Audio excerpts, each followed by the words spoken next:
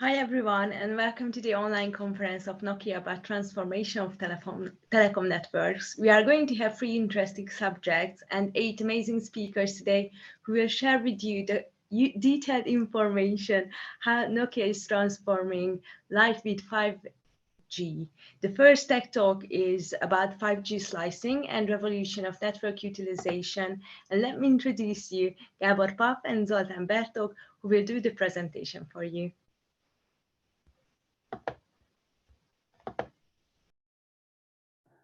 Hello everyone. Let me start my screen sharing.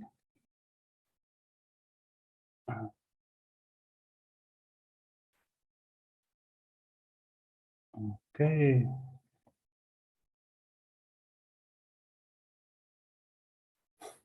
Do you see my screen? Is everything okay? Yes. All right. Thank you, Christina. So hello, welcome everybody.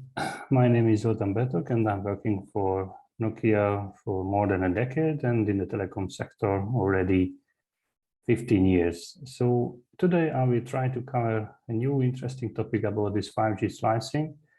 And what does it mean? Why is it about this whole concept?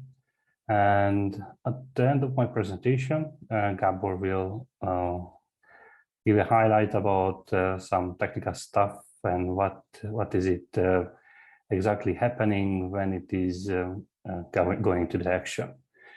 So first of all, about the telecommunication. So you have to know, and I hope that you might know about that the telecommunication is not just the phones and not just the radio section, which is all around the world. When you just look up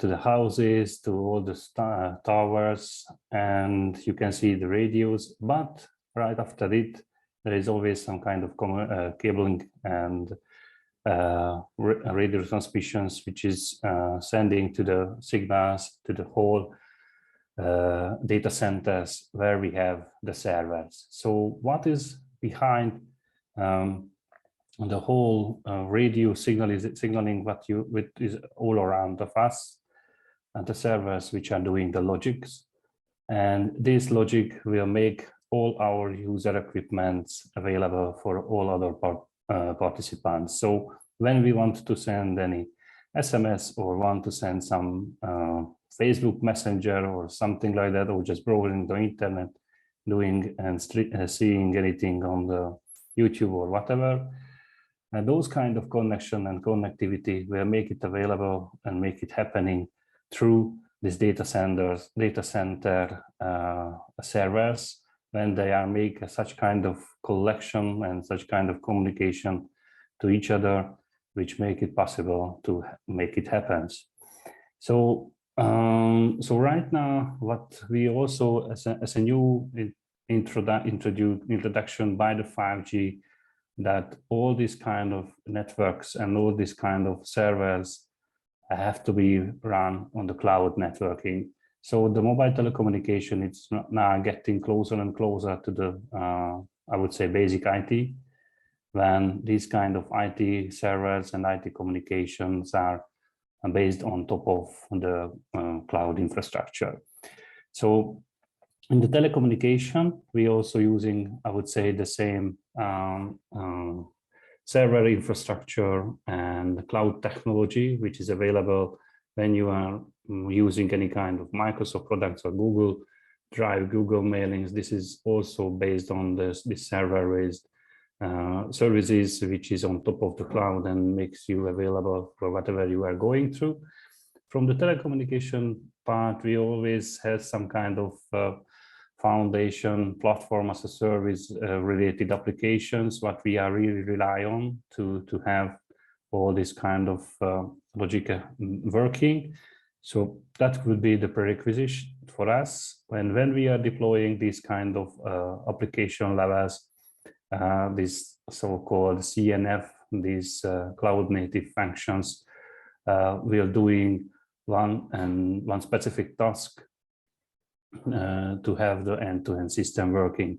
So what you have to always think about this IT engineering stuff and engineering workings, that you have to deal this kind of IT related interesting work that you have to deploy, you have to scale, you have to test all this kind of servers to be working on top of this cloud infrastructure.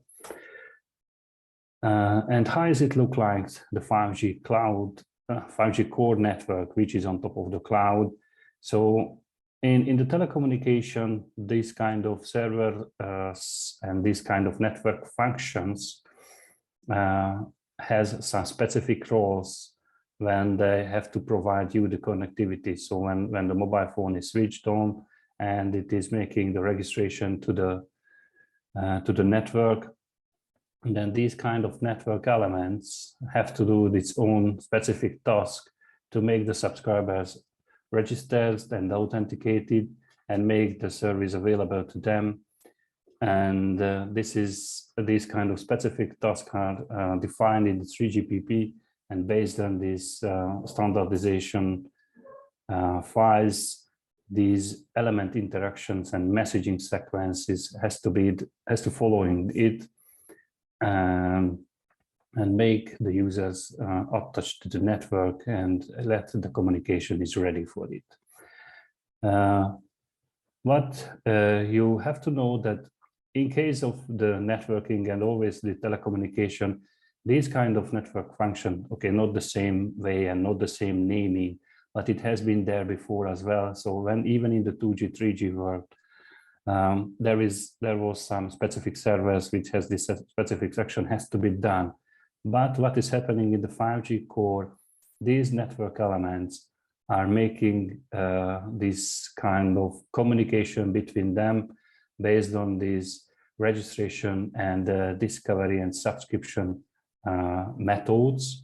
So this is when we are really getting closer and closer this sci-fi, this science fiction related world, when these elements are discovering each other. So this is already specified, and therefore when there is a new network function available in the system, it will be available for the others. So the communication between the server happening automatically based on that. And this is when we can also think about that this kind of communication can happen based on the artificial intelligence and always this machine learnings as well. So this will be also coming to the picture for this one. So what is exactly means that the 5G slicing when we are going further. So this is usually about the 5G core network, so specific network function with specific roles, what has to be done to make it the whole system is working. This EMF and AUS, so this mobility related tracking is happening based on these network functions. Authentication related tasks are executed over here. Equipment identity related tracking. So usually when you have the phone, it is always has a specific serial number for that one, and this can be tracked where it is. And even if you are reporting to the telecom operator that you have lost your phone or it is stolen, then they can help you to track it down. And whenever it has been used, those equipment has not been allowed to use the network in this case, for example. And specific policy related settings can be done. So when you have such kind of subscription, when you are allowed to use high stream video, for example, and you might not paid your invoice at the necessary time, then they can make some kind of throttling in the services, and you are just able to surf on the internet, but not really getting the same speed usually. So this is based on these policy control functions. So this is as such what is available in the 5G core network. So many tasks and so many controlling, so many issues can be done in the 5G core network, and there is so many variety what the network can rely on. So what is the slicing itself? The slicing itself means that these network elements can be horizontally split in the 5G core networks. So such kind of network elements which need some kind of specific bandwidth for this kind of high bandwidth, for example, always seeing so many videos and so on, and this communication between the already installed network, already installed equipment, for example, into top of the network, top of the buildings, or it is already built in the routes. So those specific equipment, which is not really the mobile equipment what you are get used to when is it in your hand, but several other equipment is able to communicate through the telecommunication. So these radio signals and so on. So those elements are required specific handling, and not always you have to think about the telecom with the same behavior with all these kind of equipments. So therefore, in the standardization body has already realized that one network does not fit for all purposes. So therefore, if you have such kind of networks, what you have to operate, which is really rely on such kind of devices, which is not really needed to track down the mobility of the users, or the opposite, which is really mobile, the subscribers, for example, moving a lot. For example, if you have to track down the movement of the vehicles and this kind of transportation company, which is wanted to track down the trucks. But this requires different behavior from the networking point of view. So therefore, the elements what I just discussed before can dedicate it for these specific purposes. So when you have one entire network for the 5G core, but you have to deal with such kind of elements to tracking, which, for example, it is not mobile, or it is even the opposite, is much more mobile, and this kind of communication require a different behavior from the telecommunication network, then this specific CNF will be deployed for those purposes. So what you can see in the different colors, this is serving different kind of equipments. So when you want to track something about the vehicles which are going really fast, then this communication will be served by this network element, which is the same network element type what we had before. So for example, if I just come back, that this kind of user plane related functions, which is dealing about the exact packet data, for example, what is sent out by the equipment, will be deployed to dedicated to track down these kind of elements. But for other purposes in the network, there will be still one additional element evolved from the same type, but it will be dedicated for other purposes. So what you can see in this next picture, that, for example, these two CNF in the different kind of colors will be the same type, but dedicated for different kind of slice. So the slicing, this kind of slicing of the network may be duplicated. So we can think about that it is duplicated, the network type itself, but can be different kind of characteristic and different kind of dimensioning for both of them. So can be used for different purposes.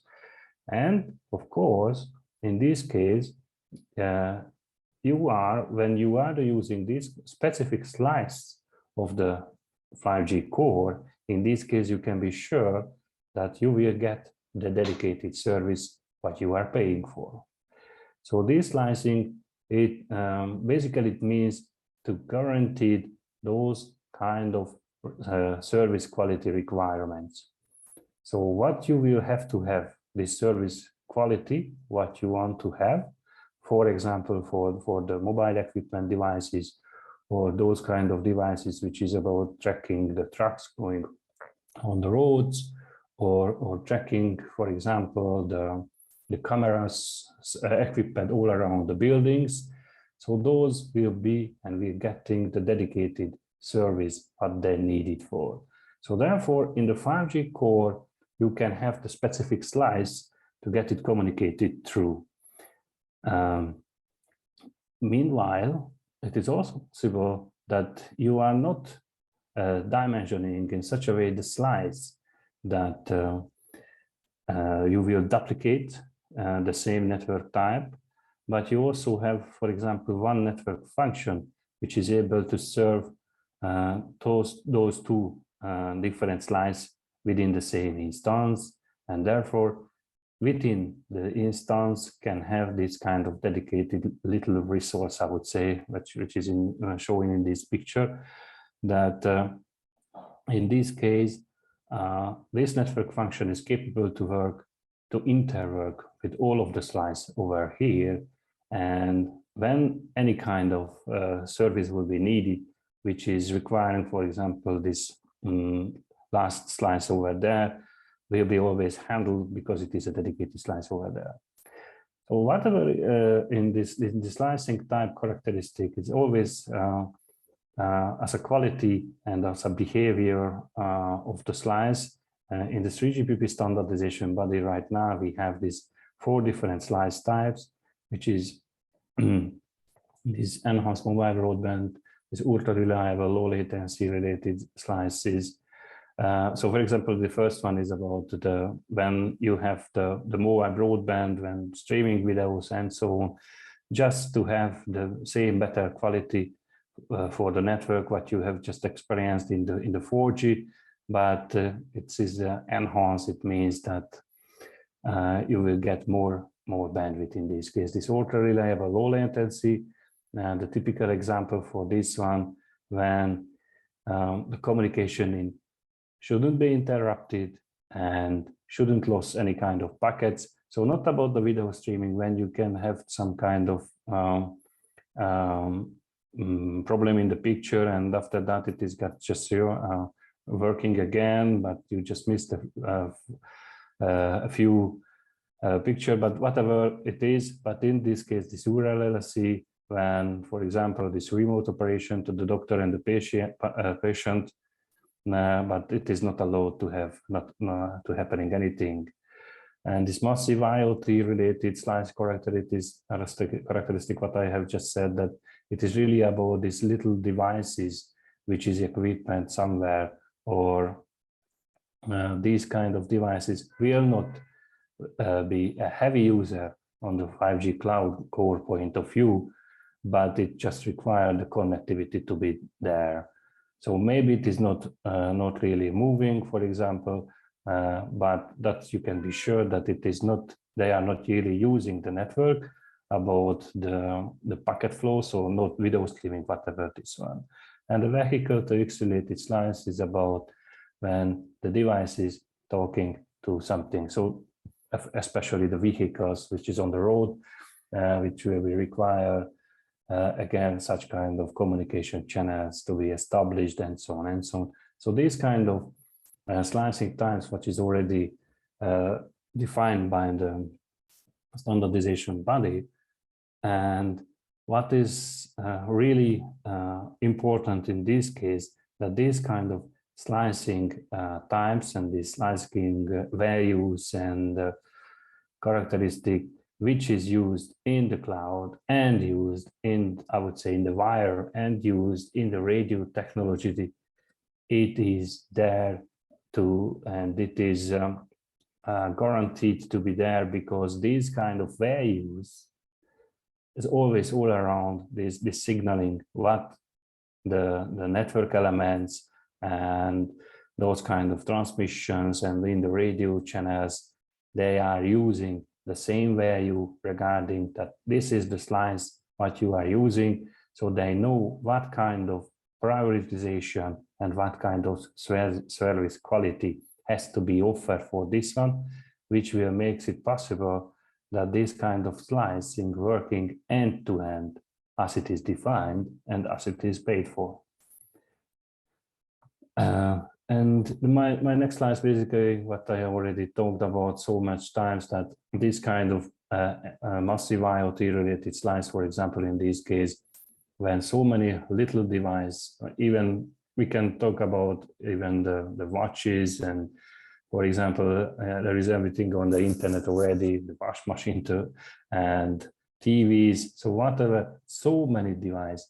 This is why it's saying as a massive number, that when you are talking about the telecom network, you just think about the people who are using the mobile phones, but not, it is already exploded the numbers that these elements can connect it to the network.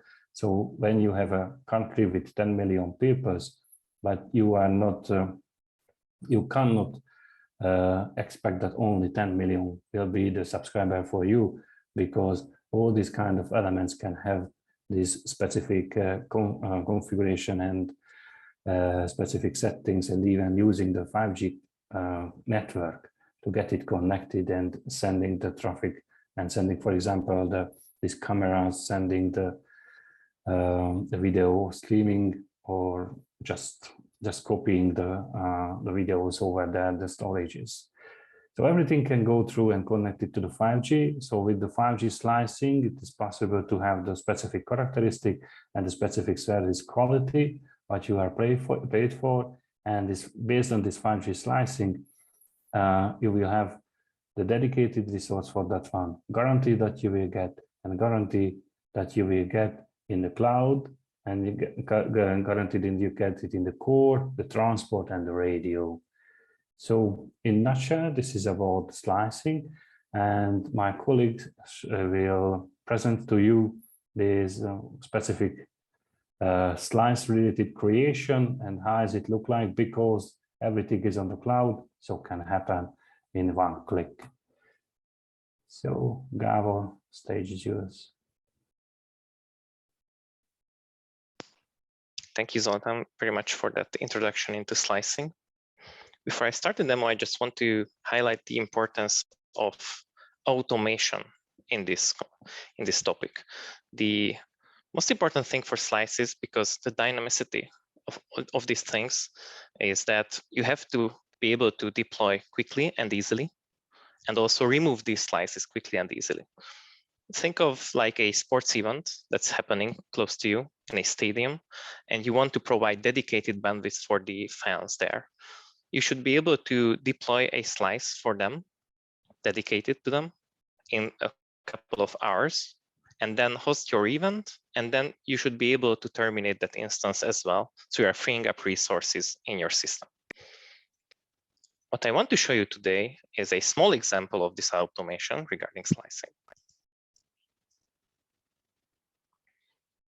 Hopefully you can see my screen now. What you can see on this picture is the example of our automation framework. On the left side, you see the pipeline structure we are utilizing for CI/CD, continuous integration and continuous delivery. This handles the part from your artifacts and application elements, and it is transforming them into public cloud. So from the left, this is the trigger and the pipeline structure.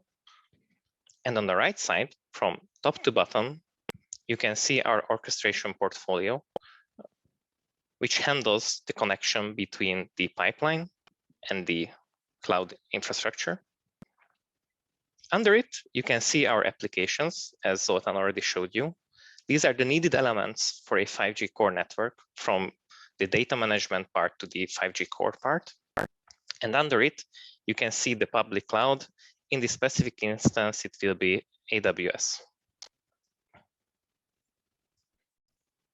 The whole system you can see on the right can be deployed automatically, and it can host one or multiple slices on demand. This system is automatically deployed, and in our case, for our testing, we are doing this every day. And I'm going to show you an example of this run from this morning. Actually, we started this instance this morning, and it deploys up to 90 minutes, but usually we can make it less. So in 1.5 hours, you can create a whole 5G network on public cloud, pre-integrated already. That means that once the deployments are done, the system is already capable of serving users. The main parts of it is the infrastructure deployment. When we have the infrastructure ready, in this case in AWS, we are deploying the orchestration part of the system, which will handle the calls via the CI/CD pipeline into the public cloud.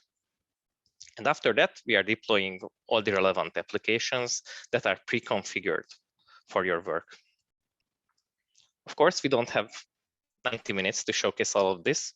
What I want to show you is a single deployment to see how easily this can be managed by the automation and public cloud.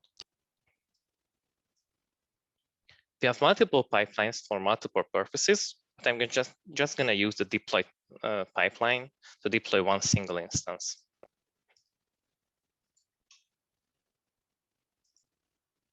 I'm going to press Run Pipeline.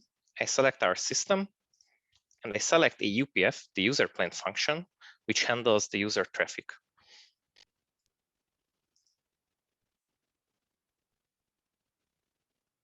I'm going to press Run, and you will see that the job, what I initiated, is already queuing up. And it will go through all of these steps to actually connect from the pipeline into the orchestration engine. To see it from Nokia's orchestration point of view, let's switch to Encom, which is Nokia's Cloud Operations Manager. This is handling the deployment and the life cycle of all of our applications. Here you can see the UPF instance is already created, and if I refresh, you're able to see that this is already deploying on the system.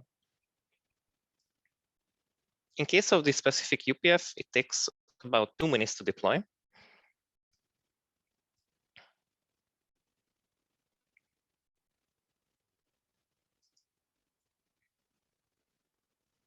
And it is already deployed on the system.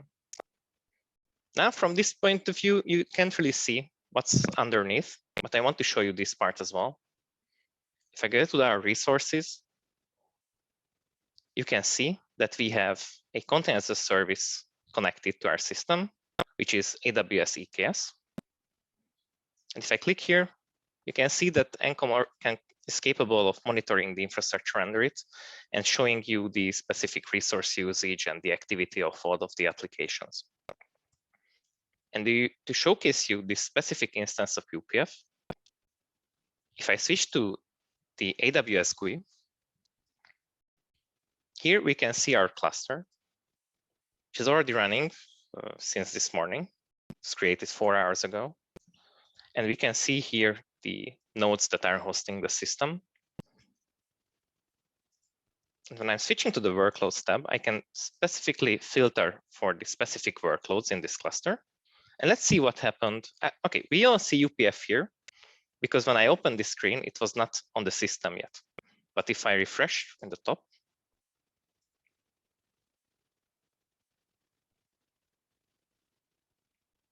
but we'll be able to see that when I list the namespaces again, UPF will be now present.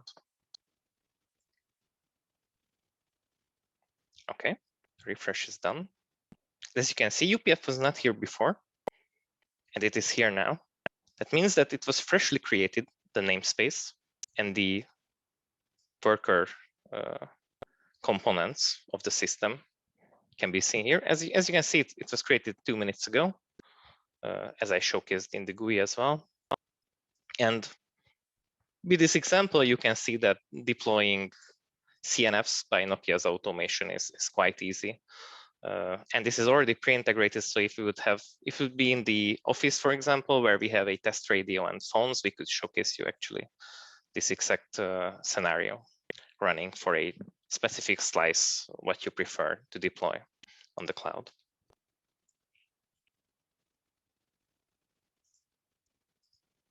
And with this, I would thank you to your attention, and I'm passing the ball to the other presenters. Thank you very much, Gavin. I think we all know that automation plays a huge part nowadays in the field, and see how this works in this largely extended network is amazing. So thank you very much for the insight. And the next presentation is going to be a case study on what you can still develop on voice over LTE or 5G. And the presenters are Péter Makrai, Ádám Németh, and Gábor Pál.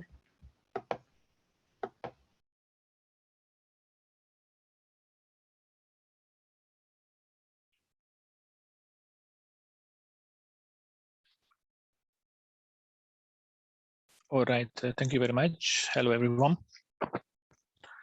So our team would like to show you a case study about what you can still develop on voice over LTE and 5G. And we would like to show it through our project from the engineer's perspective. Here you can see the agenda. So we will show you what our team does. So there are many different things. So the agenda is requirements and planning, test planning, infrastructure evolution for telco, infra for our project, end-to-end network integration and configuration, troubleshooting of the network, and documentation and closure. So a short introduction of our team. So our organization works with end-to-end integration and testing, and we are testing VoLTE core networks in our laboratory, and our work is to deploy and integrate all the different boxes with their latest software releases, and we have to do different testing with them. For example, we do lifecycle management, functional test, performance test, and robustness test, and this whole activity should fit pretty much into 1.5 to 2 months time frame. Okay, here you can see an overview of the general timeline and mode of operations. So here you can see, for example, the planning phase of the project, execution phase, and closing. And very first point is we have a kickoff, and then we have a certification definition. These things are outside of our team. We get these as requirements. We will have more detail about these elements in the coming slides. So, for example, certification definition, it contains what kind of products and what kind of versions we have to use in our test activity. Then, as we go into the planning phase, we have to create different documents, create or update different documents. For example, high-level design document, VBOM, traffic profile. These documents describe how our system is dimensioned and deployed, and what kind of system features are configured on it. Then we also have, during the planning phase, we have requirement analysis of the related feature components. So obviously we don't just test the same thing over and over again, but also we introduce new test capabilities and new system features. And when we have some new items in the package, then we need to create a requirement analysis for those things. Yes, and then another planning phase activity is this verification requirement specification, where we define different use cases, the things that need to be validated. Also, here you can see the verification plan based on the different use cases. In the verification plan, we define the test architecture and test cases and many other things. Here you can see that this is end of the planning phase, and here we have a committed status. Here, the team, based on all these things during planning, what kind of test cases and activities we have to do, based on that, we create a commitment, what will be in the content. And from this point, we start the execution phase, which means we need to, for example, upgrade some network elements, and then we need to do different testings like lifecycle management, functional test, performance tests, robustness tests. We will talk a bit more in the coming slides about them. Then we have the closing. At the end of the testing, different customer documentations need to be updated. High-level design document needs to be updated based on our verification experiences. So this was just an overview. Okay, a bit more detailed. So requirements and planning. Requirements, they come from the portfolio management based on the business requirements. I would like to highlight it that this part is outside of our team. We get these as an input. And the requirements contains many things. For example, what kind of hardware types we have to use in our validation, or what kind of configuration setups, for example, geo-redundant deployment should be applied, etc. Also, we get requirements for which network elements are in the focus. What is the software release that we have to use? What are the special system features that we have to take into account? So these requirements coming to our team as an input. Then the next step is planning. Based on the requirements that we got as inputs, the following items are created by the solution architects who are in our team. Just a few documents. So for example, we have this high-level design document. This describes the physical, logical, and service architecture and the roles of the subsystem, system elements, and interfaces between these elements in order to achieve the business objectives. Also, we have this bill of material document, which describes the dimensioning details. For example, the amount of CPUs, memories, the different products under test are requiring. Also, we have this traffic profile, which defines the traffic mix. So we have mass traffic, and it defines what kind of scenario types and what kind of rate we use for those scenario types. And this mass traffic is used in our performance and robustness test section. Also, during planning, use cases are created. They are created based on the requirement analysis of the different new feature components. Use cases are describing a list of actions or event steps defining an interaction between a role and the system to achieve a goal. And there are lots of use cases, and obviously they have different priority levels, high, medium, low. So these are the major documents that we create during planning. Then the next section is test planning. Verification plan needs to be created by the test architect, and it contains following informations. For example, the scope of testing. Currently in our project, we have 4 modules. We have module 1, functional test, which means that we make single calls and sending SMSs between real terminals. So in this module 1, we use real terminals, and we have roughly 200 automated test cases. So that's module 1. Then module 2, lifecycle management. Here, what it means that we deploy, terminate network elements or applications. And we have to validate it that you are able to deploy it, and then you can use it as requested. So that's module 2, and then module 3 is performance test. Here we have to validate that the required capacity, the system can serve the required capacity, let's say 500K BHCA, which means 500,000 call per hour has to be handled by the system, or 5 million, or whatever is the requirement. So that's performance test. And then in module 4, robustness test. Here we are testing how robust our system is. We do different provocations, like, for example, node restarts, switchovers, application outage.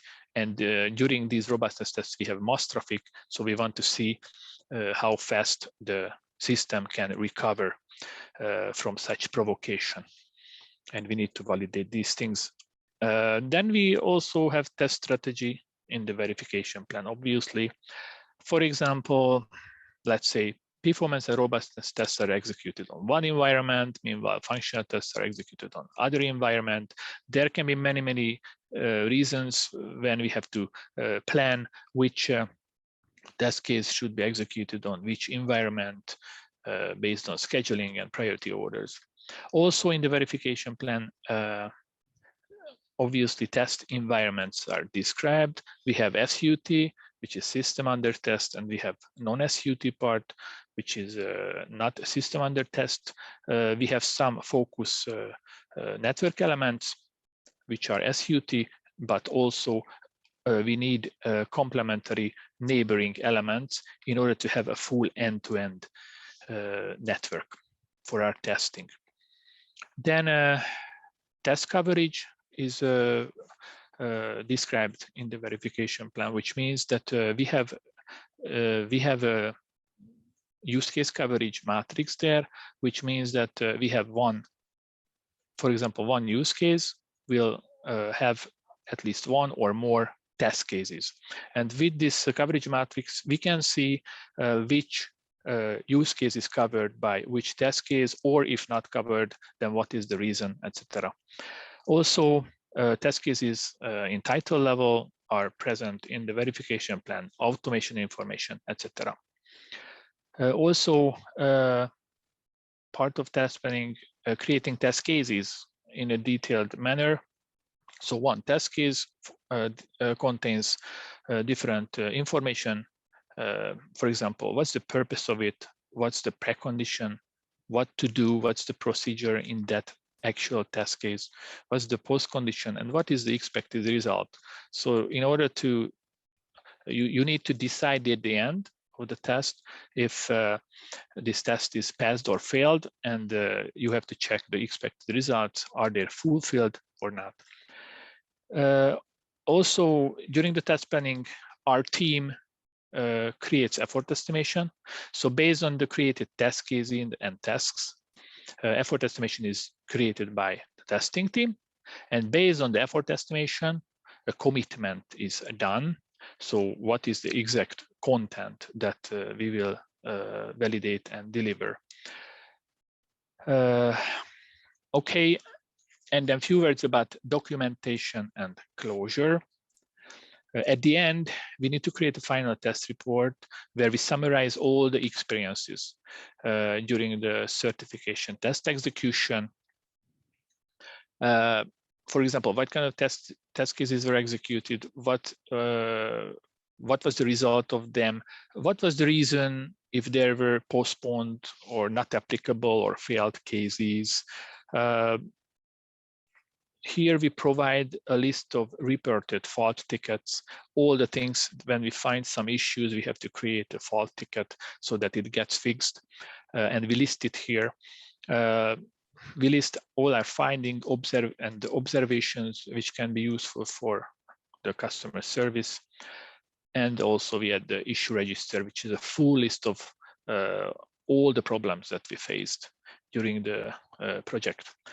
Okay, artifacts, a few words about artifacts. So during the test execution, we get many artifacts and we store them in a central place so that later anyone who needs to dive in deeper into all the raw data, then they can do it. So it includes many things like audit, logs, printouts, task is report, Word document in which we describe the evidence, why we decided that this task is best or failed.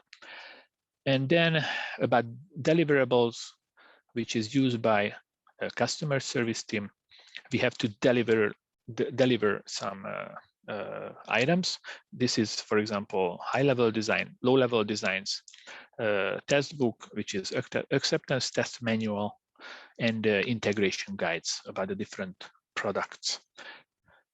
Okay, and now I would like to hand over the ball to Gabor, who will talk about infrastructure evolution for telco and infra for our project. Thank you for your attention.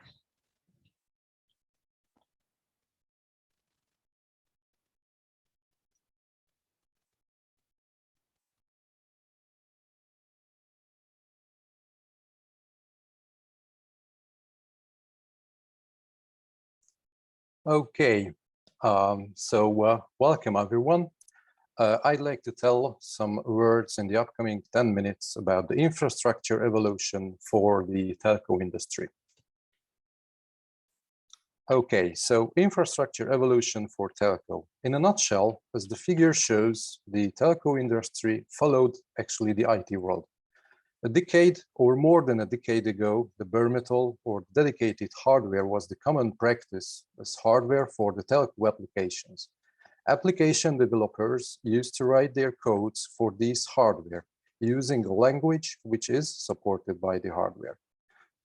We cannot say actually too much independence between hardware and software. This practice dominated the industry for decades.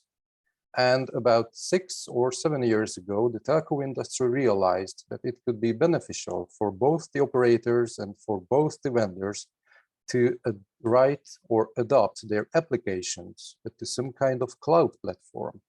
This was a huge step with full of challenges. And now, a few years ago, the infra and the applications developed a lot again, meaning of the microservices are started to attack the cloud and take over the dominance from the VNFs and the VMs.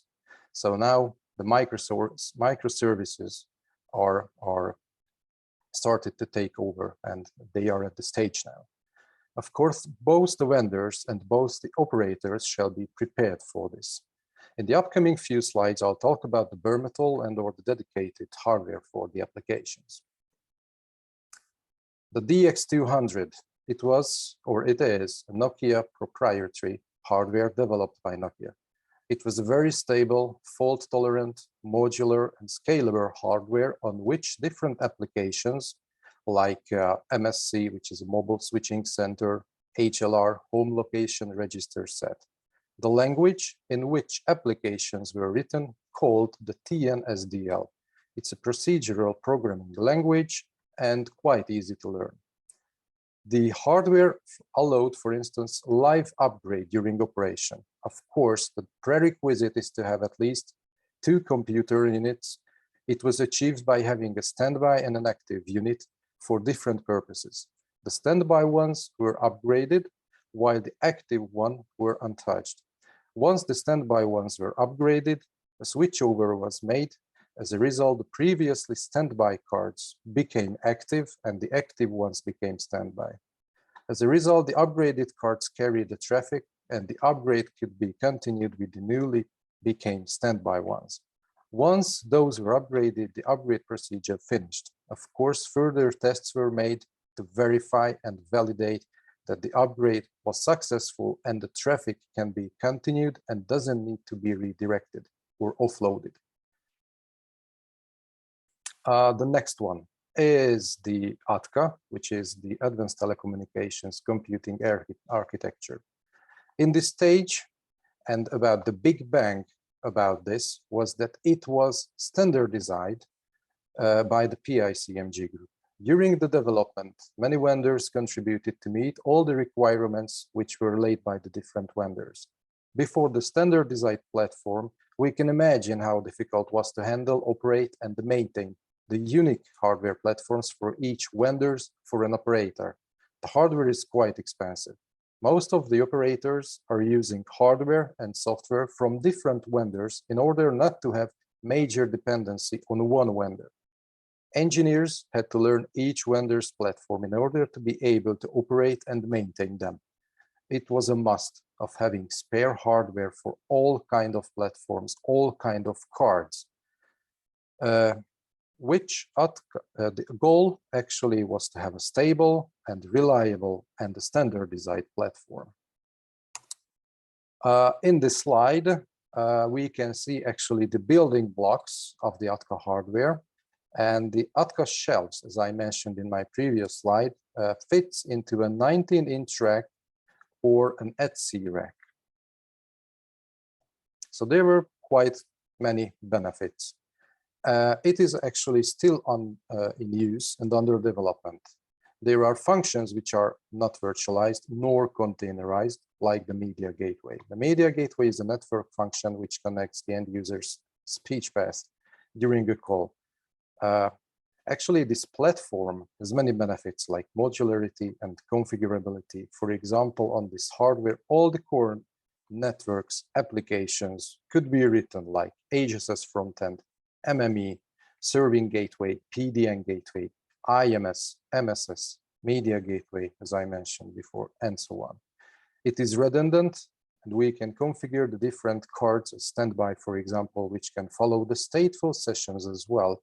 If a fault would be occurred, the standby card would take over, and the faulty card can be replaced on the field without any issues, without any maintenance need. The engineer could just swap the faulty card with a working one, and the new card automatically loaded the necessary software and started to participate in the traffic handling as a new standby.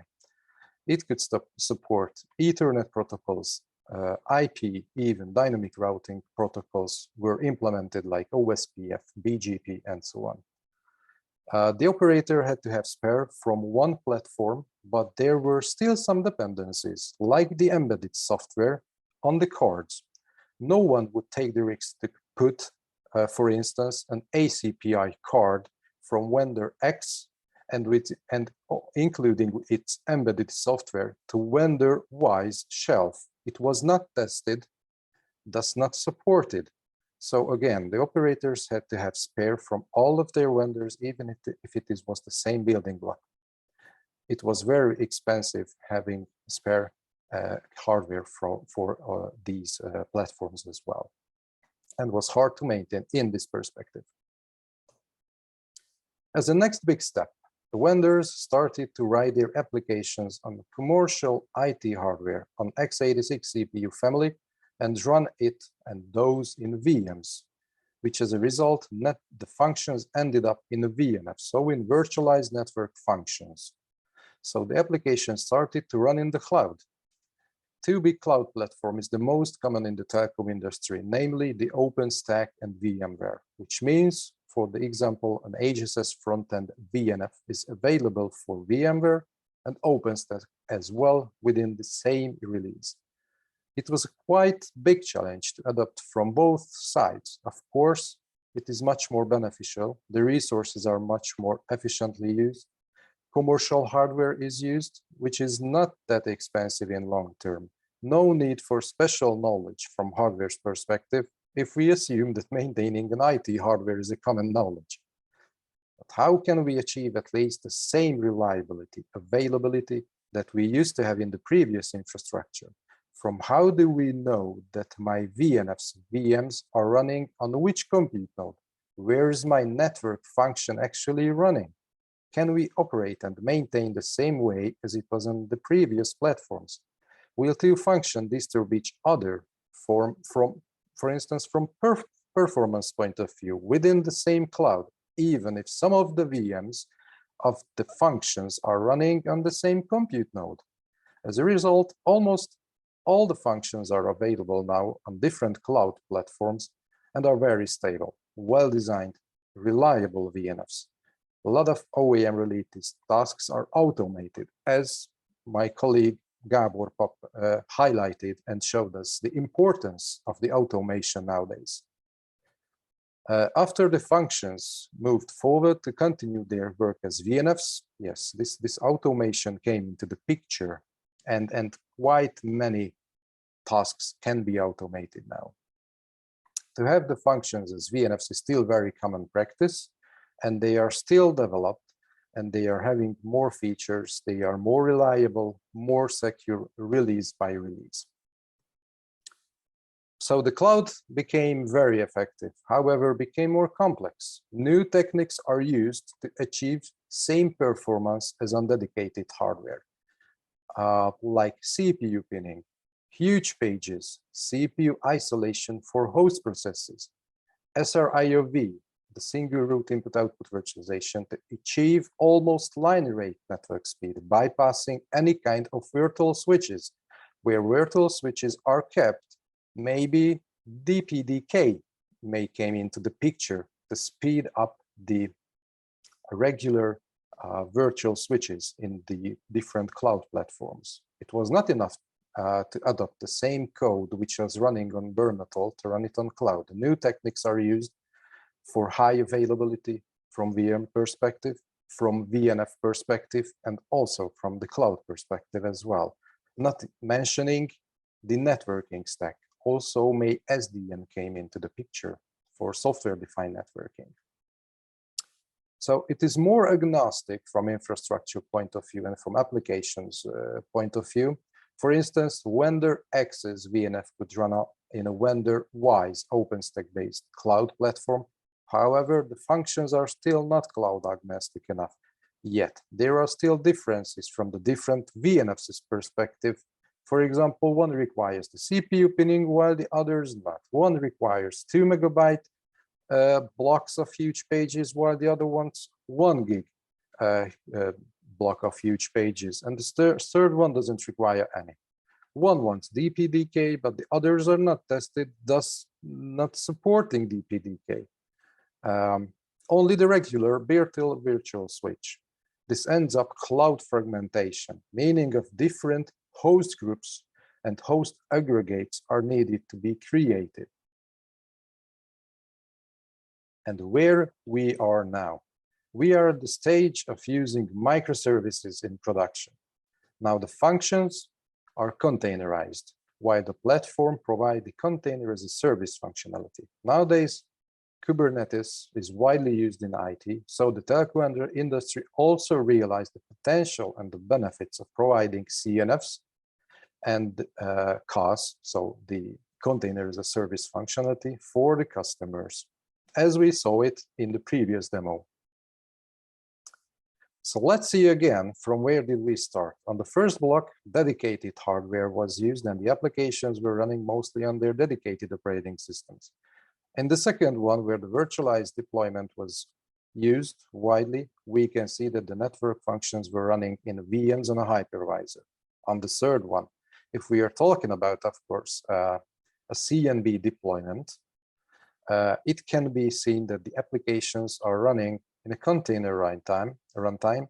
Within a container only, the necessary binaries and libraries are stored along with the application, thus reducing the need of another layer of operating system, as in case of the virtualized deployment, which is a security risk of having another layer of operating system. These VMs, in case of the virtualized deployment, must be security hardened in production. As a summary, from having applications, network functions written in a dedicated programming language for the dedicated hardware, we are currently at a stage where telco functions could run on my laptop in the same way as on server nodes, where high availability is granted by different layers like network interface cards, leaf switches, server nodes, affinity rules, and different kind of policies. Comparing the microservices, CNFs, VNFs, or even with the bare metal world, the microservices and their platform provides a much more agile application creation and deployment with increased ease and efficiency. It provides environmental consistency across the development, testing, and production, as the CNF would run the same on my laptop as it runs on a CaaS, so a containerized service platform. And about ONDEM. Comparing the two worlds from O&M perspective is different. For example, troubleshooting a multi-rack setup container as a service platform with an end-to-end system deployed on it, meaning of a 5G or even with a voice over LTE end-to-end system, requires actually troubleshooting the system much more knowledge, experience, and different view than troubleshooting a network function from the bare metal world. IT-related, IP-related, telco-related, and also programming skills are must to find a root cause of a serious issue. On the other hand, fixing these issues could be much more faster, also could be automated by automating workarounds for certain issues, and the engineer does not need to have physical contact with the hardware and with the infra in most cases. And this is the topic where I would like to pass the ball to Adam, who will tell us some words about integrating and troubleshooting end-to-end VoLTE systems nowadays. So thank you for your attention.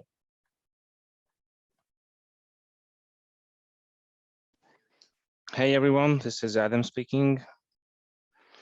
And let me take over the sharing from Gabor. Thanks for this introduction.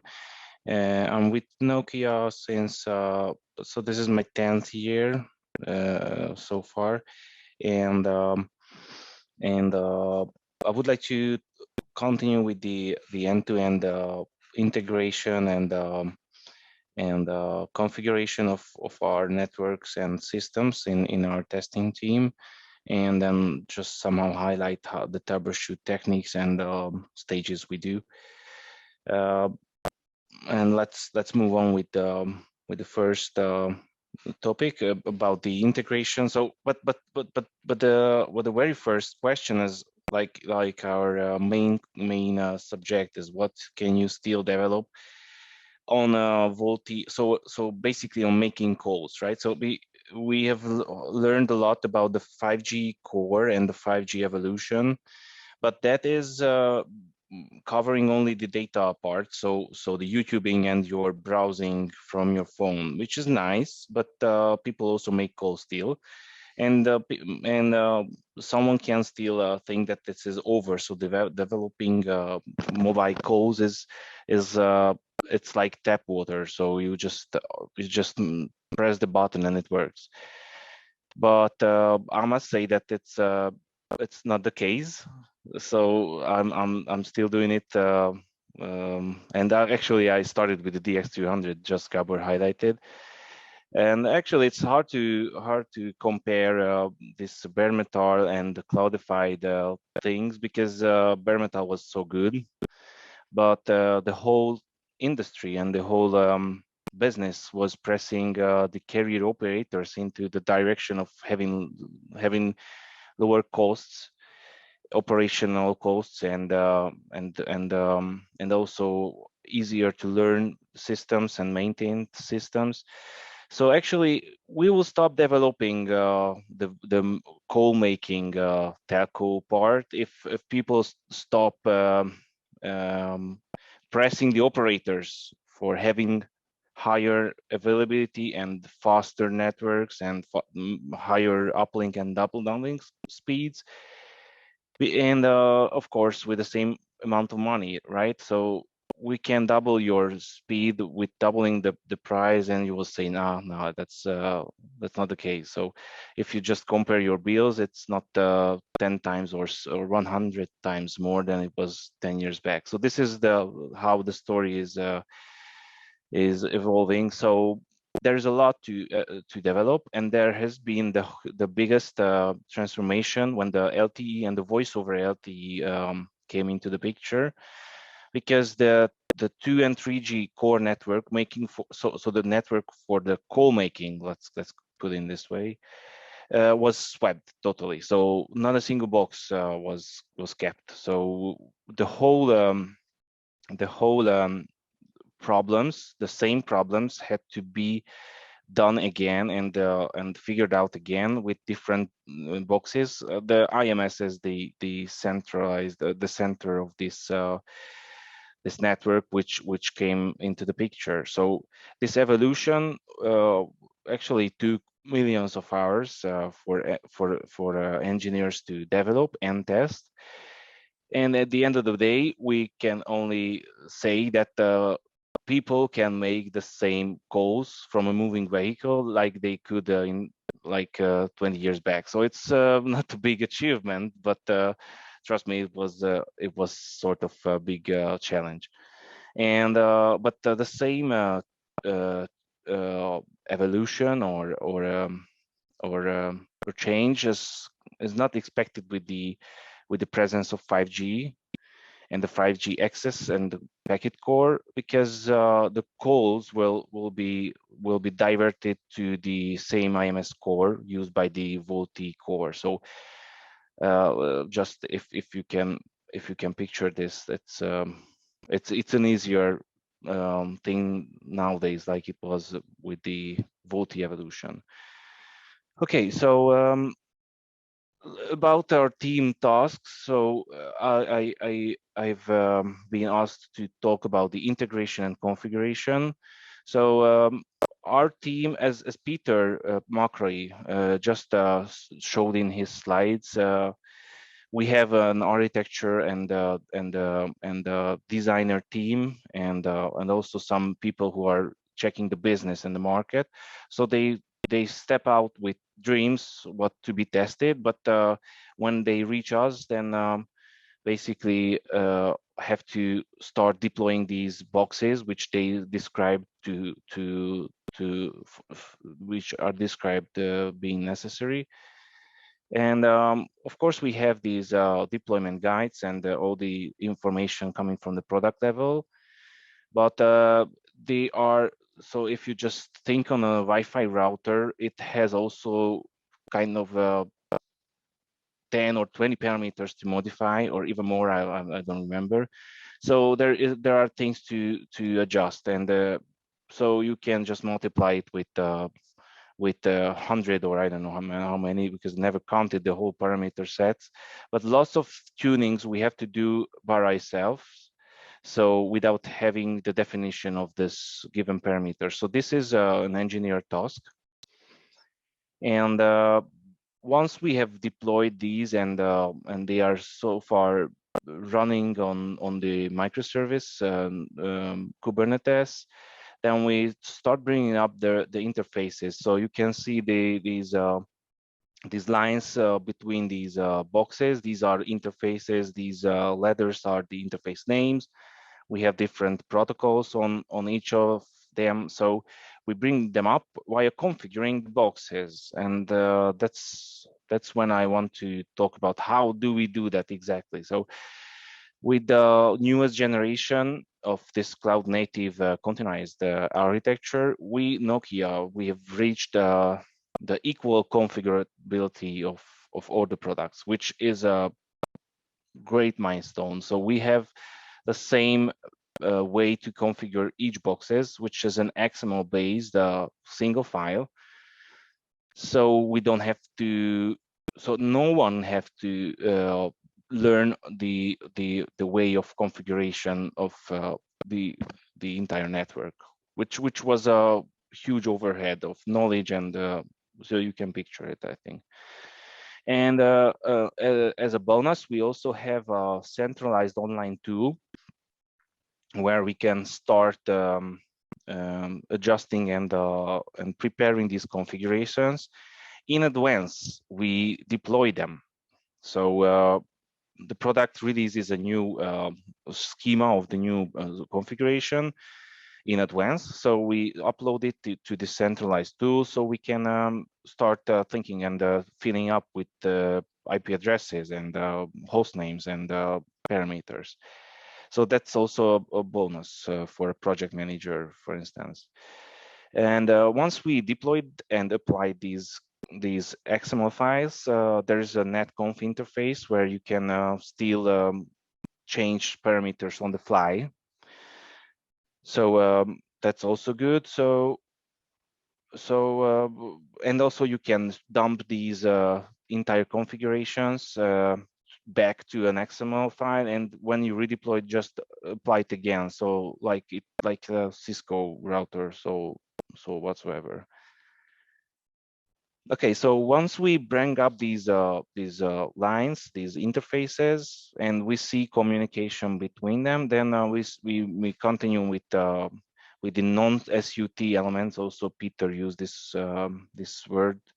So the non-system under test. So with our real radio, because we have iPhones in the lab, so we control those iPhones, for instance, automatically. So they are wired to an Apple PC, and they start making calls, and they sort of record the tone, so everything. So we have to connect these to our network. And also we connect to a central box, which collects performance data and alarms and everything, and a couple of other things. So once they are done, then we can state that, okay, our network is ready. And actually we have to multiply it with 3, because we bring up 3 different networks usually, as also Peter said, just in order to spread the work among these networks. Okay. So when we are ready, then the troubleshooting begins in the next second, because some things are working, some not. So we have to go ahead and figure out why a certain kind of call is not working, or when, I don't know, when B party, so the cold party is not available on a VoLTE, but only on a circuit switch, the older 3G network, and this sort of code is not working, then we are doing these troubleshootings. And in this slide and this 2 minutes, I'd like to just show you or demonstrate the way we do that, or the way we see the troubleshooting stages. Probably everybody have done already troubleshootings, but yeah, this is the way we look at it. So the first stage, I would say, is the realization, which might sound obvious, but it already requires knowledge about the system and the whatever thing we are talking about, and it requires that certain so a certain skill to determine if this system should work in an expected way, and I should be able to detect it. So it's with an example of a car, let's say, then I would say that the stage for the first stage, realization, is when I can just state that I'm sitting in front of the steering wheel, I'm pressing the gas pedal like hell, but the car is not moving. So that's the realization stage, okay? And the next one is about the problem statement, because it's car is not moving is not enough usually for a mechanic. So I would say the next stage is when I can already state that the lights on the dashboard in front of me behind the steering wheel are on, so they are on, but still, if I try to start the engine, it doesn't start up. So that's the second stage, when I started to narrow down the problem itself. So we do it with the network troubleshootings, of course. But the third one is a milestone, when I figure out the way how to reproduce my observation. So my car engine does not start, but only in cold starts, when it's my first start of the day, and under, let's say, 0 Celsius. Okay, so that's something. So this is how mechanics can start working with tracing, logging, and diving in. When this is when the profession can begin. And let's say we have an analysis that we have everything available. We have also gas in the tank, but not in the cylinders. So perhaps we have something with the gas pump, which pumps the gas to the engine.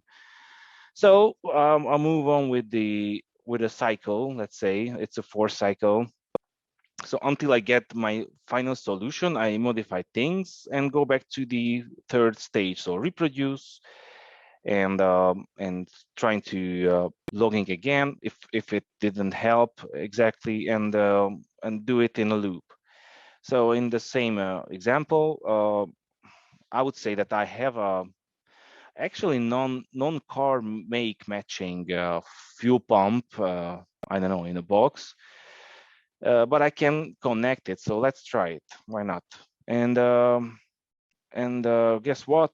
Let's picture that my engine starts with this non-certified fuel pump. Actually, I did it when it was daylight, so 4 Celsius, but still, it's a breakthrough. And this brings the attention to the evaluation. Sorry. So, are we absolutely fine with this gas fuel pump type? And will it work under 0 Celsius as well as we observed? And if it does, then how long? So, and won't it damage my entire engine in the longer term? So this is the last stage, which we should never forget.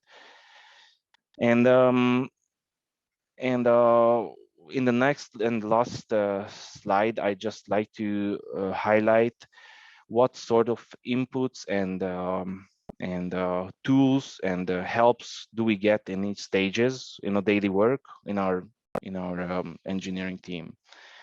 So at the first stage, well, we have lots of reference traces already because we are dumping it since 3 years or so. And we can always compare to those code traces. So you should picture Wireshark traces about packets and protocols. So we just put one on the screen 1 and another to the screen 2 and start matching. So these things we do have. And for the second stage, well, people in the group have great experience. So for statement, we can count on them. On the third stage, well, our traffic generators, for example, which does the mass traffic, they have lots of parameters to tune, so we can always shrink and narrow down the traffic until we can easily troubleshoot. So that's something we can call as a tool and a good thing. And for logging and tracing, we have a central packet capturing tool. And so we can capture all the traffic and all the call related traffic on the fly. So not so it's one click and it's flooding on your screen in real time. That's wonderful. Also, we have access to all the customer documentations widely in Nokia.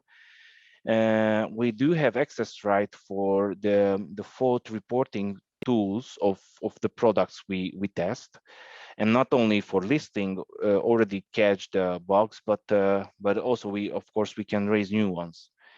And the project management is always assisting for getting the best assistance and help. And always we can say that the architect team is always there for any other profession like needs and help. And for the solution, well, this modification and these things, this configuration, I would like to just say that any parameters we can change. So we have the freedom to tune any parameters and any configurations in any of the boxes, which is also not obvious in other teams or in operators, for instance. Of course, we do talk to each other with the engineers, but still, that's a freedom and that's a good thing. And last but not least, the solution evaluation. The good thing with this is that you only have to be able to put the problem and work around in a way how I don't know, business manager or any other sort of manager understands and can take the risk of I don't know, give a go or no go to the product like this. And that's it. I would like to thank you for the attention, and later in the Q&A I'll be here and I would like to answer everything. So thanks. Stop my sharing. Thank you very much, guys. And for the next topic, it's Tech Talk, Modular Private Wireless. Take control and how to take control of your digital transformation with Gyula Nagy and Osama Sadan.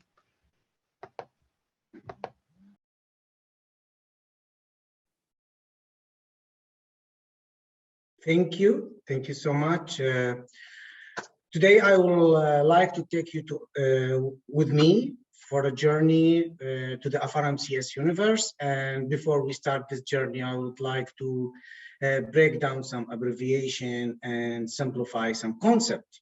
So let's start. Here we go. What is FRMCS? In order to understand what is FRMCS, let's go one step. Let's go one step back and let's talk about GSMR, Global System for Mobile Communication for Railway. So every train operator around the world using GSMR for mobile communication to communicate between the controller, the train drivers, the trains communicate between them. And this technology, GSMR, based on 2G. Now we need to push one step further, and here we came to Future Railway Mobile Communication System, FRMCS, which is a technology based on 5G. So FRMCS is a successor for GSMR. And in order to understand why we are shifting and migrating from GSMR to FRMCS, we need to dig a little bit deeper. What is the drivers? What is our motivation to change the technology? Okay, there is a demand for broadband. We need to make a full automation for railway, improve our customer experience. We need to optimize the network. We need to reduce the complexity, increase the flexibility. And of course, we need to give to our customer long-term support. In order to do that, we have some requirement to achieve in order to reach the level that we want. So we need to make a train control, machine-to-machine communication, voice group call, critical voice group call technology.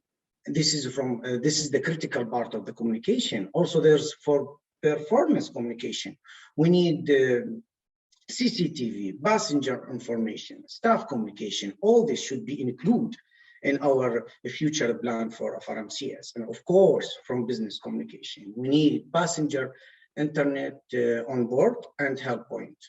So in simple way, let's say single coverage and the flexible network.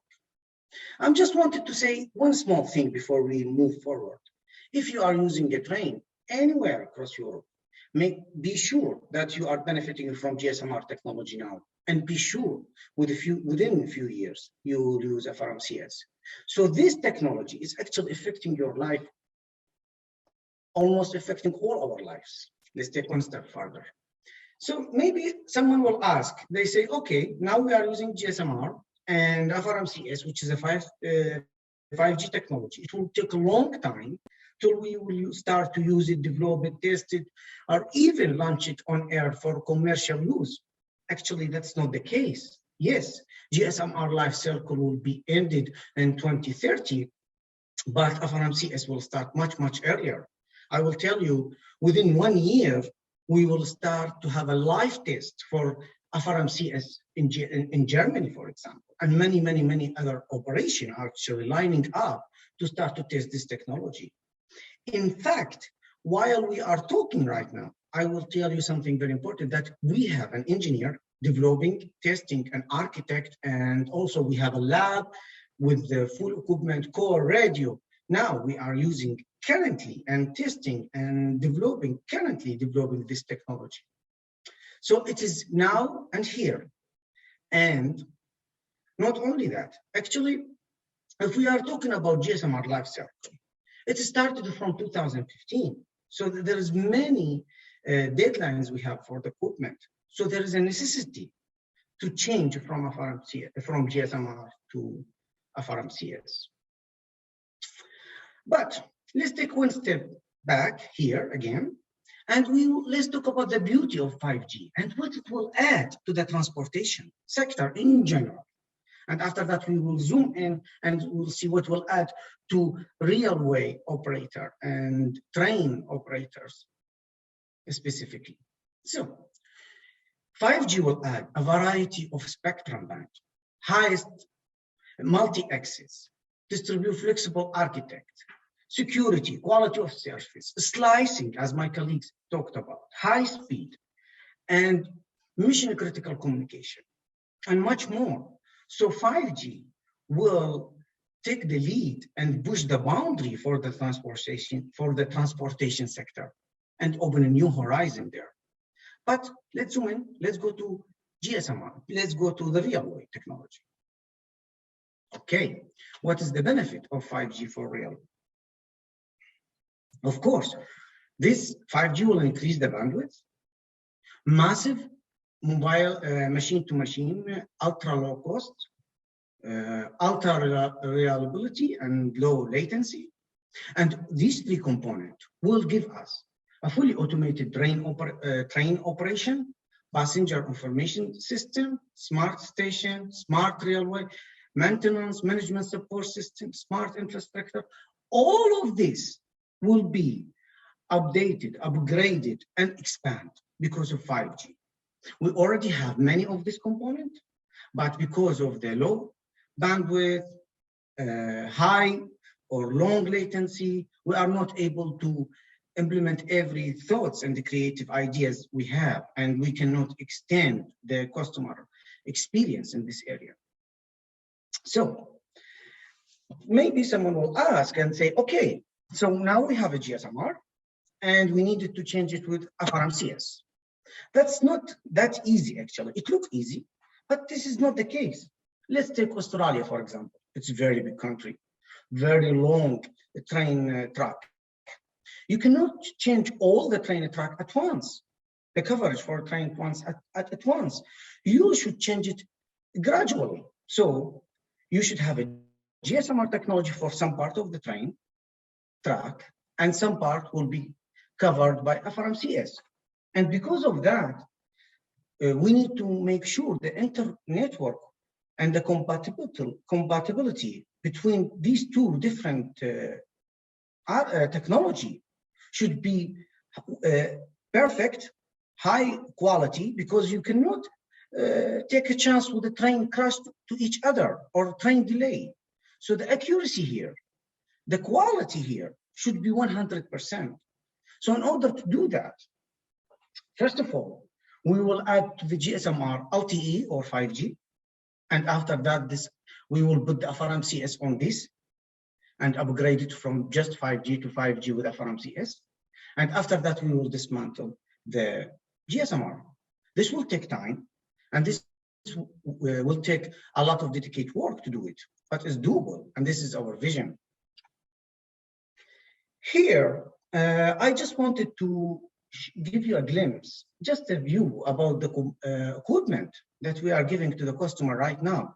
So this mission critical device, radio access, core, dispatcher, even transmission equipment, cab radios, all of these hardware parts, in addition to the software that we are developing, are already exist, and it's ready to be deployed and tested. And we are working on it currently now in the Budapest lab. So there is a very important point here I want to explain. For example, you can say, this is Nokia vision to change from GSMR to FRMCS to the 5G. Maybe the railway operator, they are satisfied with GSMR and they are good with it. But this is not the case, actually. Here, I can tell you clearly that we have contracts, agreement, and we are working shoulder to shoulder with Deutsche Bahn in Germany, the railway operator in Germany, the SBB in Switzerland, SNCF in Belgium, and many more. And we already started this conversation a long time ago, and we started this cooperation a long time ago. What Nokia role in that? In fact, Nokia have a great role in that. So Nokia now leading Horizon 2020 project. It's a project funded by EU, and it started in November 2020. And this project is to test and standardize the FRMCS technology. Nokia is implementing lab testing in Hungary with 5G core, radio, mission critical communication, GSMR interworking. As I said, we need to make sure that interworking between GSMR and FRMCS. Nokia also provides radio for field tests in Germany, remote access to LabCorp. In the end, I want to emphasize here and be clear about why Nokia and FRMCS specifically is very interesting area for Nokia. I'm really excited about this technology. I'm really hoping that I will make you excited with me about this technology. And why I am really excited about it. Let me say a few words here. So, Nokia had more than 30 plus years in real-way experience with the most complete end-to-end portfolio and turnkey services.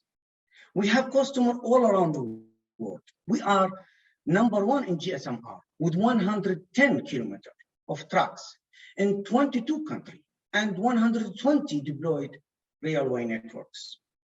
Wherever you go in the world, you will find GSMR technology by Nokia. And there is no competitor to Nokia out there. We are the leader. My team, I am a technical project manager in GSMR, consider team #1 around the world. That's a huge thing. And with this mentality, with this capacity, with this quality, we are very sure we will do the same and dominate the same space in FRMCS.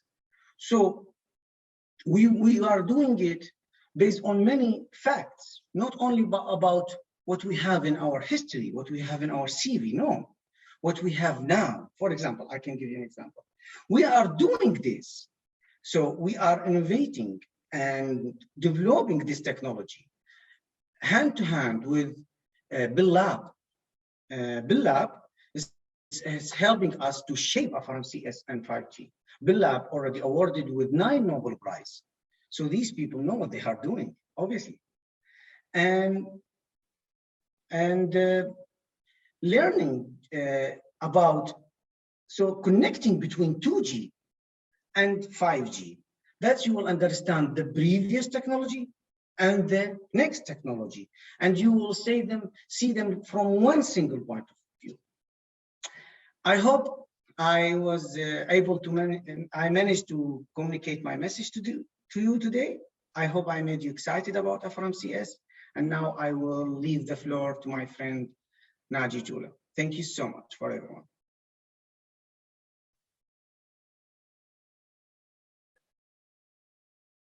Thank you, Osama, for sharing your presentation. And let me continue with our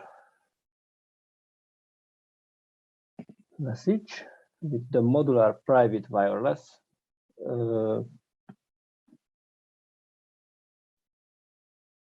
Yes, so modular private wireless is a quite new area, because previously Nokia worked on products for core network and not for the enterprises. So it's a quite new area, and this presentation will be about new era of business and how are the building blocks are look like. So Nokia Enterprise modular private wireless solution build up from 4 parts. The first part is the small cell and macro cell, where Nokia FlexiZone small cells let you provide secure, low latency, high capacity wireless connectivity indoors and outdoors. Each cell delivers consistent, predictable performance for hundreds of simultaneous connections. You can add AirScale macro base station to extend coverage over longer distances. Longer distances means hundreds of square kilometers in our case. The second one is the enterprise core component, which is the heart of the system and contains 4 products. One of the products is EVC, which stands for Enterprise Voice Core. The first word indicates that EVC is designed for enterprises, or more general, for private wireless networks. CMU, also known as Compact Mobility Unit, serving as Private Packet Core. APC stands for Authentication and Policy Control. This product is serving the authentication and management of end-user devices and for policy control. And there is a group communication subsystem serving for mission-critical push-to-talk and push-to-video services. The entire enterprise core is an element of Nokia's modular private wireless solution, MPWV, which comprises all the ingredients of an end-to-end solution from endpoints over radio access, networks, transport networks, and the core up to the services and care. In this presentation, we will focus on the enterprise core. But before going to the next slide, please let me share some words about the operations and management and the applications. So the operations and management in our private wireless solution includes a simplified interface that makes it easy to operate and manage enterprises end-to-end system. The interface also provides access to advanced configuration settings that let you fine-tune the performance of the network to meet the requirements of the customer needs. The applications are also an important part of the system, because with the applications, it is possible to extend the capabilities of the MPWV with Nokia and third-party applications as well. For example, you can reduce your reliance on private mobile radio communication networks by using our group communication solution. Or you can optimize operations by using space-time advanced analytics and IoT applications to get intelligent insight from a sensor or a machine or a worker data. Space-time advanced analytics also developed by Nokia. For understanding the needs of the enterprise core, let's have a look at the customer needs on the private connectivity.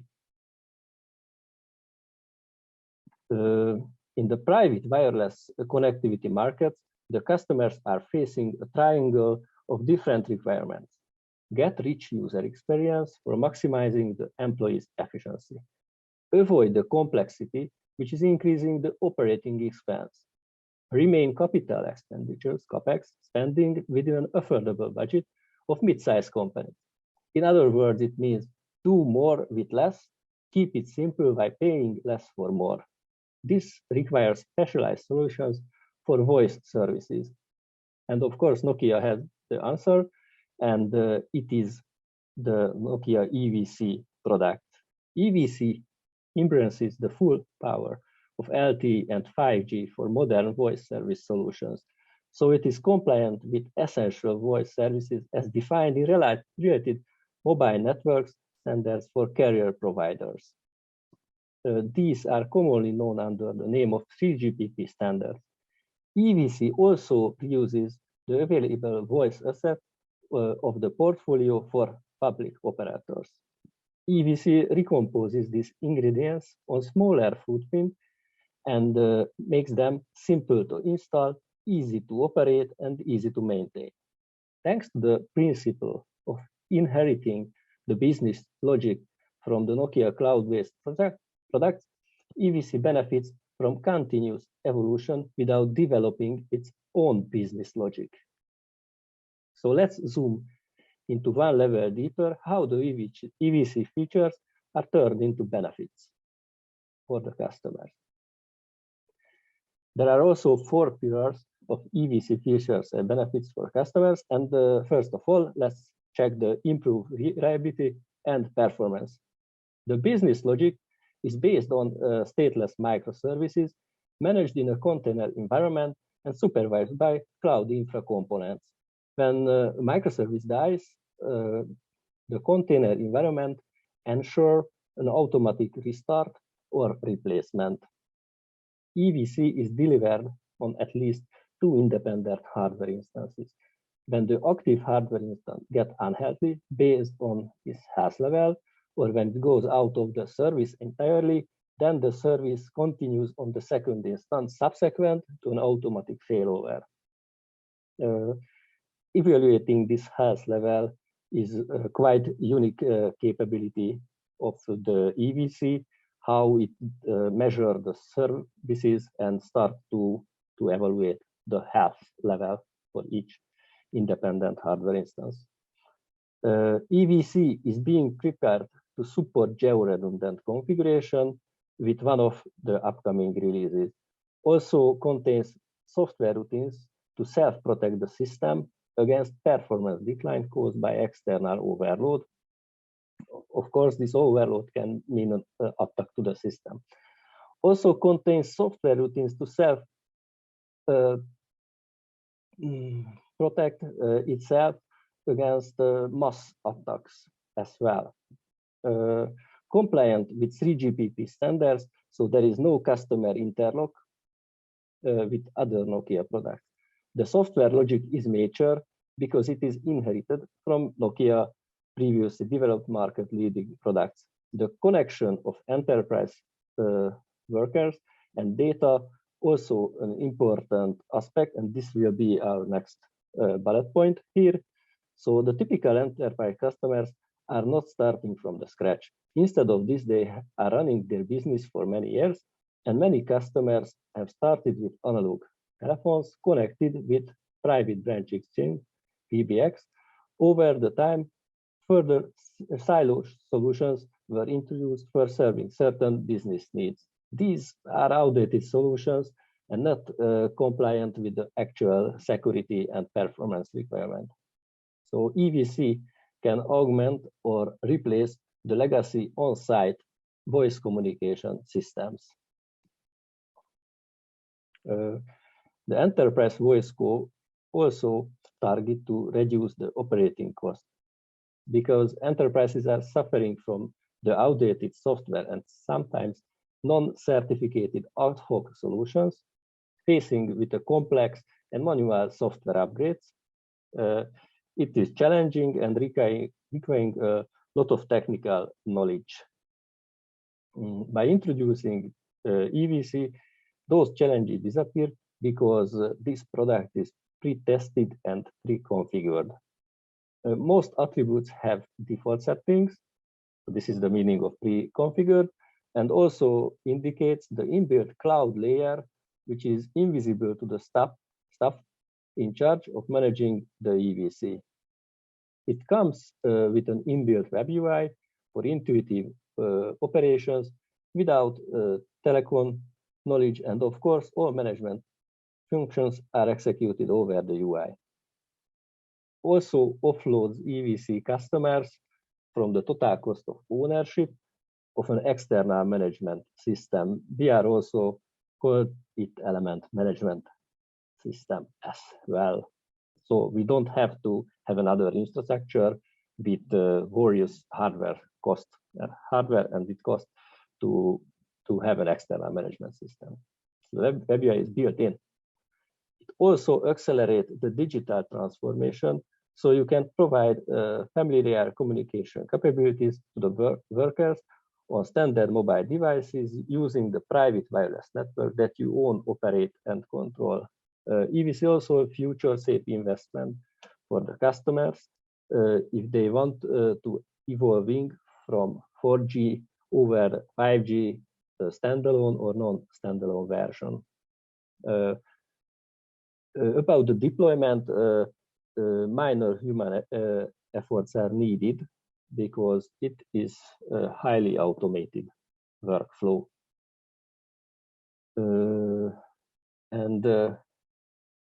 Let's take another step deeper from enterprise core to the enterprise voice core details, how it looks like inside.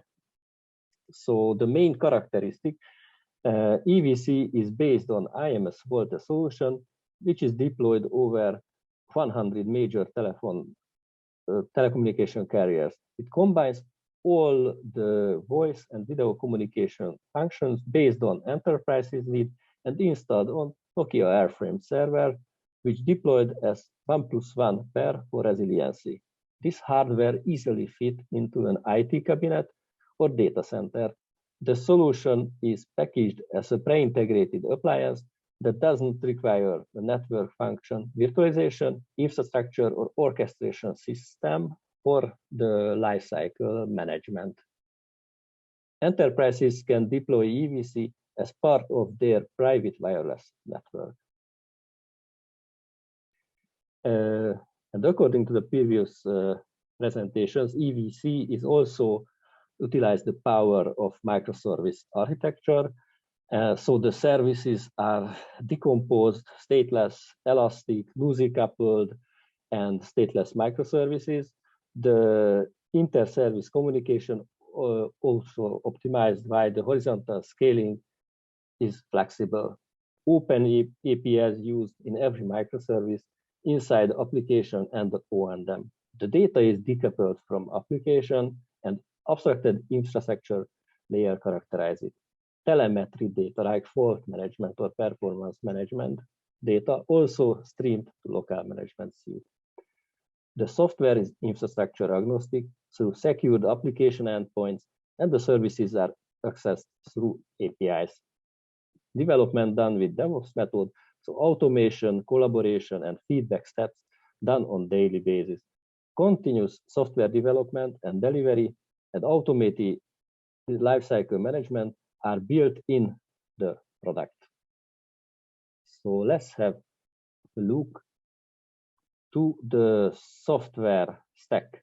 The software appliance is composed out of selected microservices of the containerized cloud-native products from the Nokia portfolio. These parent products are telephone application server TAS, call session control function CSCF, session border control SBC, and media resource function MRF. And these group of the microservices are served the application layer of the EVC. The cloud native software components are also using a centralized and containerized OEM layer to achieve the single pane of glass operability. The container management is realized with open source component, which is currently Kubernetes. The microservices are embedded in container environment based on Docker. The whole software distribution is running on a specialized Linux operating system, and at least the software appliance directly running on Nokia airframe rack mount server. So this is the software and how it looks, how the architecture looks like from high level. And let's have a look to the customer impact, how it meets with the customer requirements, and how it can be done. So the potential customers came from different sources, mainly industries. So these industries can be transportation, energy, manufacturing, logistics, governments, or even cities management. So there is a big variety in the requirement. These needs require more sophisticated, demanding use cases. For example, like automotive manufacturing, where the technology fabric that underpins connectivity must communicate openly and operate holistically across the organization and the ecosystem. So let's have a different use case. For example, power utilities company which plans to implement dedicated private networks for data, voice, and group communications in each of their power plants. The voice implementation is targeting to replace the legacy voice use cases and enabling the use of modern smartphones and end user devices.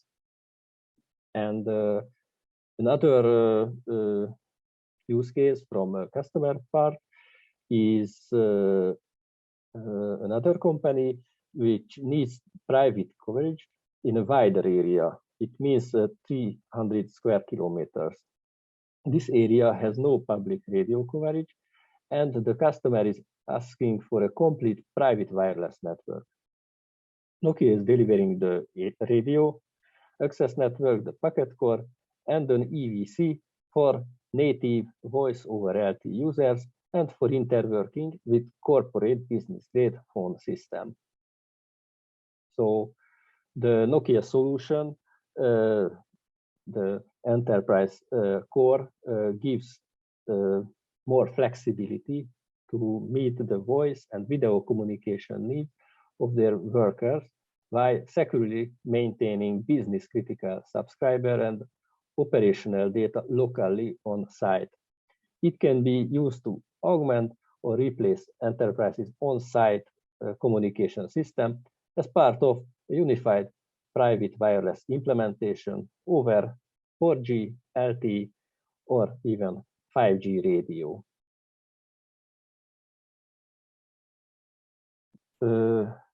Let's see some references through numbers from Nokia private wireless business.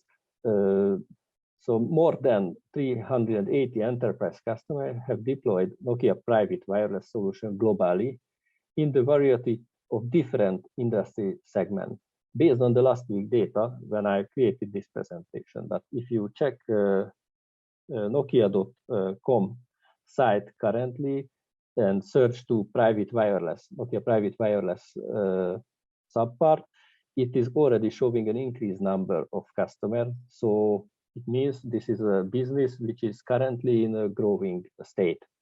Beside the private wireless, another interesting reference from Nokia is the amount of LTE networks, which is more than 300 for mobile operators that serve approximately 75% of the world LTE subscribers.